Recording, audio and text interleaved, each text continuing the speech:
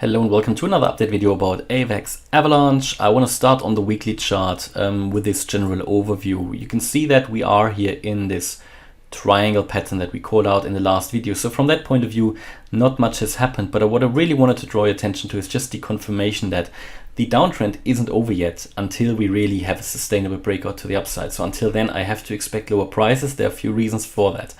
First reason is we haven't reached that target area down here. Yeah, that is the level between the 88.7% FIB level and the 78.6, between pretty much $25 and $39. That is the area where I would expect cryptos usually to get into.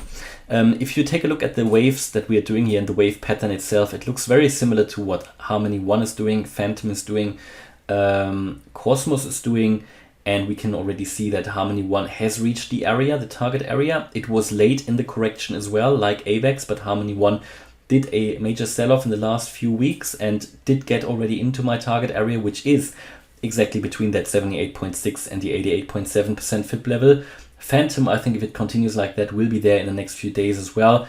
And Cosmos also, together with AVAX, is a bit late in the correction, so they still need to get there. That level, that lower low, is needed to really complete the correction. I mean, you could argue, right, we had the wave A low here, we had the wave B here, the wave A. You don't really necessarily need to come lower, and maybe not, maybe you don't really need it. But what I can tell you is that the downtrend isn't over yet, and we can see that just by looking at the chart. You can see the orange line here is pushing the price down, is keeping the price lower. And until at least the 50-day moving average isn't broken, I wouldn't be confident that the downtrend is over. On top of that, here on the 28th of February, we had a death cross, a so-called death cross, where the 50-day, the shorter term moving average, is crossing below the long-term 200-day moving average. And unless the price is pushing above this line, you're not going to see us getting back into the uptrend. And then very, very characteristically, you see a series of so-called pin bar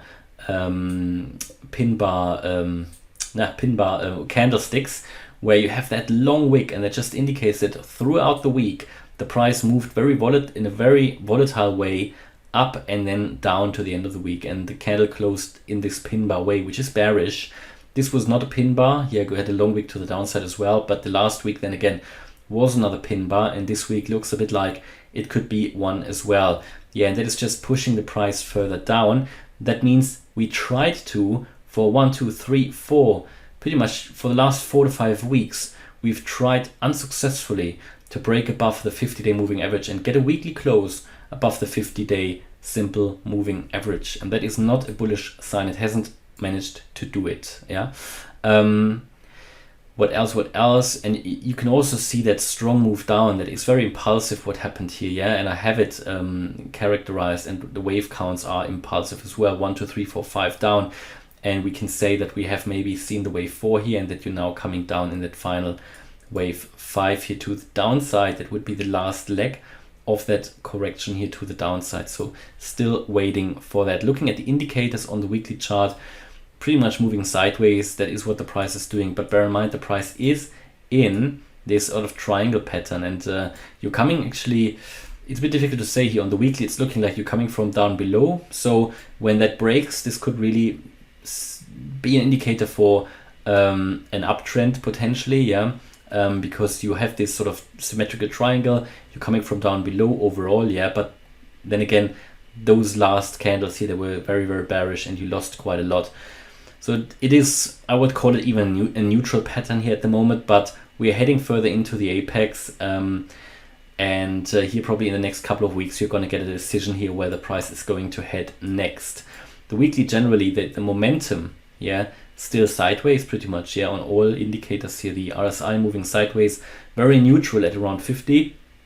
The MACD, even though the MACD line is going down, you see the momentum is steady, it's holding, yeah.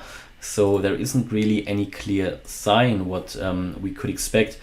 Generally here, more bearish than bullish, I would say. Here on the daily as well, you are below 50 on the RSI. The MACD is increasing negative momentum again as well. The stochastic still holding down there. It can hold that for a while. Overall, we are also, as you can see here, making lower lows here, the third lower low now, while making, okay, here a higher high, but then again, that is typical for a triangle pattern. yeah, I would be still careful, especially as long as we are in this triangle and as long as we are below this 50-day moving average. My view is still that we have to get into this target area, and if we're honest, another breakdown, if we break down out of, so below this triangle, so that would be below, let's call it below $71. The last time we did that, we hit, the last time we really moved down from the top of that, you've got this descending channel here that you can see as well, yeah? And when we moved down the last time, we basically went straight down to the support line of that channel, and that support line here is in the middle of my target area. So that is what I would be very much in favor of. And all that it needs, AVAX, is one bit of bad news. Yeah, we've seen it with Terra Luna end of December, where we had a 50% sell-off. That can happen at any time. Yeah, so all we need is maybe a catalyst that would push the price here below that $71 level, and then you can expect quite strong support, probably at $52, $53. Yeah, that is definitely support level. But if you lose that, then you're gonna get here into my target area. That would allow a very clean completion of the correction. Yeah, just clean ABC correction. And typically what you would expect is for a wave, you would typically expect sort of the 1.618 Fibonacci extension level, yeah, for a wave C of that wave A.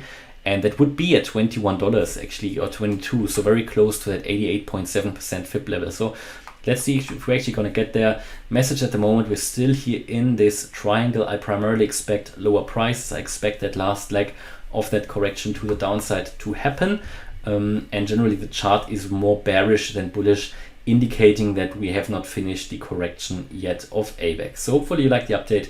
If you did, please smash the like button and subscribe. And if you really like the content and to stay up to date all the time, then check out the channel membership, where you can get access to the Discord server and the Telegram live chat with additional content. And also you can get access to the weekly live stream. Thanks a lot for watching. Bye-bye.